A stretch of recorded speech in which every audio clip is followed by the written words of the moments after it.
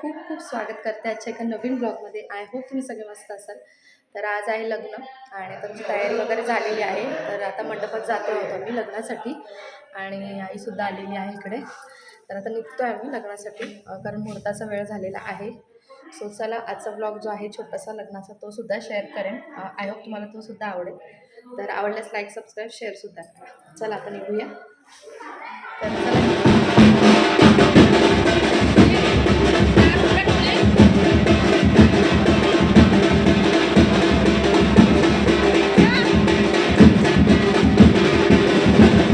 तर इथे नवरदेवाची एंट्री झाली होती मंडपामध्ये लग्न लागण्यासाठी. तर इथे बघू शकता सगळेजण जमले होते जवळजवळ आणि नवरदेवाची सुद्धा एंट्री झाली. छान असं नवरदेवाची ओवाळणी करून स्वागत करून त्याला मंडपामध्ये उभं केलं आणि त्यानंतर मग लग्नाची पुढे मंगलाष्टक वगैरे बोलण्याची प्रोसेस चालू झाली.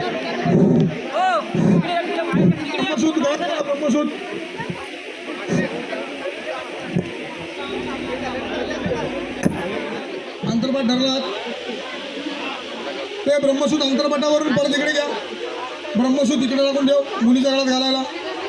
नवरी मुलगी आली की ते गळ्यात घालायचं आहे. नवरदेवा हो नवरदेव जमवा लावा.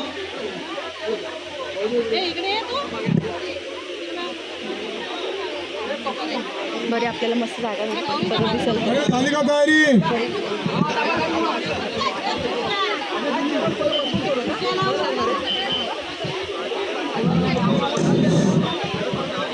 कृपया सर्वांनी शांतता राखा. खास करून महिला मंडळ घरातली बाहेरची जरा तोंड कमी हलवा.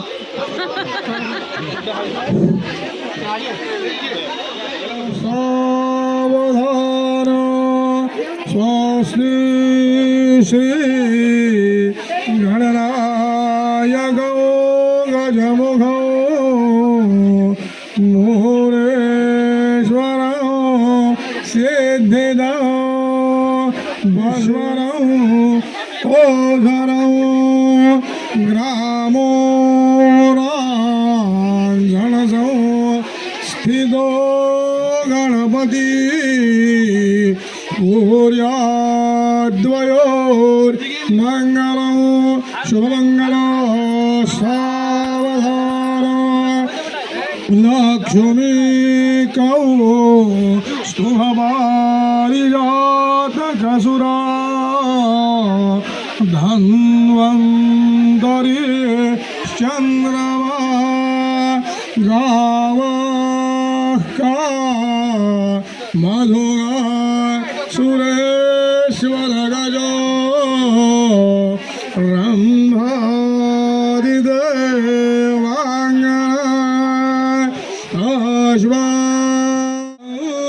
चन्द्रबलं ददेव विद्याबलं दैवबलं ददेव लक्ष्मीपते ते हृदौ स्मरामि सावधान. वधोवराचे चित्ती इष्टदेवतेचे कुलदेवतेचे ग्रामदेवतेचे श्री महागणपतीचे स्मरण करावीचे. सावधान अतिसुमुहूर्त सावधान अतिसुलग्न सावधान अतिसमीप सावधान.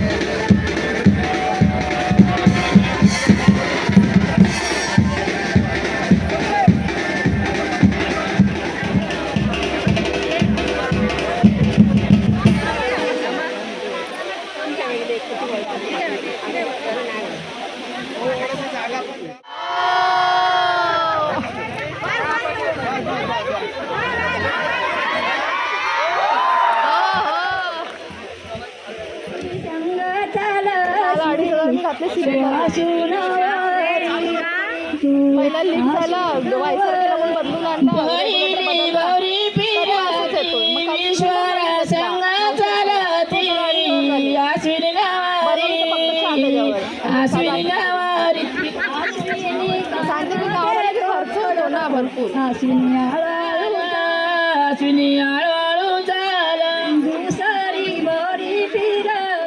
रूपम मध्ये छान ग तुझे पाऊल पडे धनादन ग अश्विनी पाऊल पडे तुझे छान करू नको मी आले.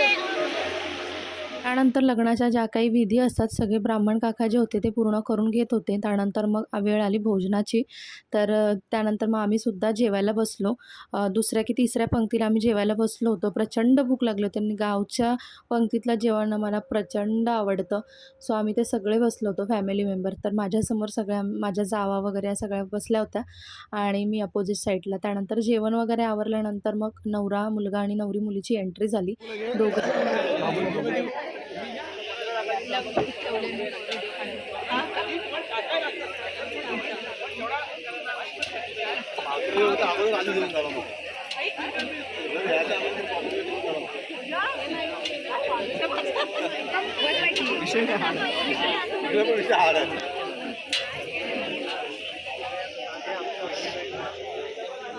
त्यानंतर घरातले आम्ही सगळे मिळून स्टेजवरती गेलो प्रेझेंट देण्यासाठी आणि ती सगळ्यांची ओळख करून देत होती. आणि आमच्याकडे अशीच पद्धत आहे की फॅमिलीची पूर्ण अशी छोटीशी ओळख करून दिली जाते. तर इकडे ओळख करून देत होती ती एकाएकांची आणि खूप सुंदर दिसत होती नवरी, तुम्ही जसं की पाहिलंत.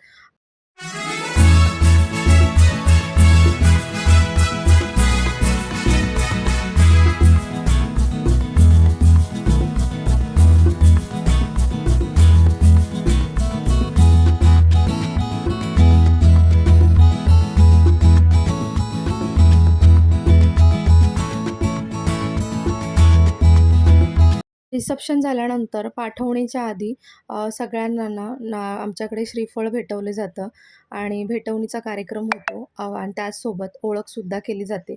म्हणजे जर आपण मुलीकडचे असू तर मुलाकडच्या लोकांची ओळख केली जाते आणि मुलाकडच्या लोकांना मुलीकडच्या लोकांची ओळख दिली जाते. तर हा भेटवणीचा इथे कार्यक्रम चालू होता आणि भेटवणीच्या कार्यक्रमाला जसं आपल्याला यथाशक्ती शक्य असेल तसं करू शकता किंवा मग अगदी श्रीफळ दिलं तरी चालतं. तर इथे सगळ्यांना श्रीफळ देऊन भेटवणीचा कार्यक्रम चालू होता, तुम्ही बघू शकता. आणि त्यानंतर मग कार्यक्रम जो चालू होतो तो पाठवणीचा.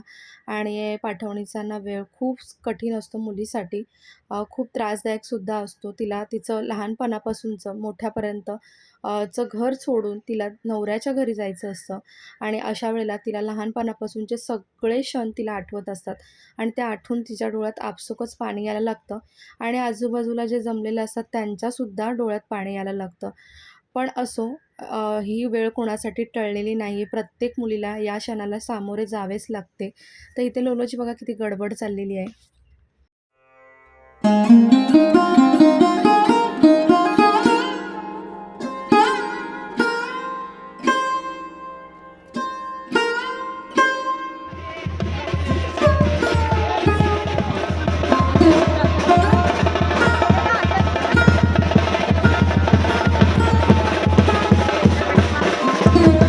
तर इथे वरातसुद्धा गेली होती आणि आई लग्नासाठी आली होती. आई आणि पप्पा तर ते सुद्धा निघाले होते जायला. आईवर जातो.